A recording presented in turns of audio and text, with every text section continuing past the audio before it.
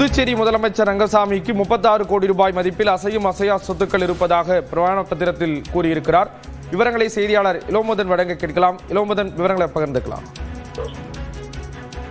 ஸ்ரீராம், புதுச்சேரியில் தேர்தல் ஒட்டி வேட்புமனு தாக்கலை முதலமைச்சர் ரங்கசாமி தாக்கல் செய்தார். நேற்று அவர் 2 தொகுதிகளில் போட்டியிடுவதற்கான வேட்புமனுவை தாக்கல் செய்தார். தட்டாஞ்சாவடி மற்றும் மங்களம் தொகுதியில் அவர் தனது வேட்புமனுவை தாக்கல் செய்தார். அப்போது எந்த ஒரு வேட்பாளராக இருந்தும் சொத்து கணக்கை காட்ட வேண்டும் என்ற விதியின் கீழ் முதலமைச்சர் தனது சொத்து கணக்கை காட்டியிருக்கிறார்.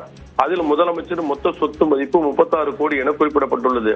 அதாவது அசையும் மற்றும் அசையா சொத்துக்களின் மதிப்பு 36 கோடி என்று தனது வேட்புமனுவில் தாக்கலாக பிரமாணத்தில் தெரிவித்திருக்கிறார்.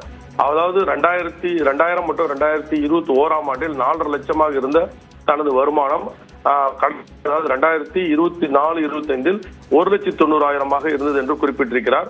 அதே போல அவர் கையிருப்பில் 33,000 மட்டும் இருப்பதாக கூறியிருக்கிறார்.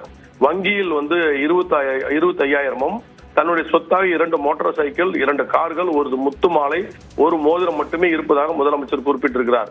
அதே போல தட்டாஞ்சாவடி பகுதியில் 20,000 சதுரடியில் உள்ள நிலம் 8 கோடி ரூபாய் மதிப்பு என்றும், அதே போல் தட்டாஞ்சாவடியில் இன்னொரு 25,000 சதுரடியில் ஒரு இடமும், 40,000 சதுரடியில் ஒரு சொந்த இடமும் என்று குறிப்பிட்டிருக்கிறார்.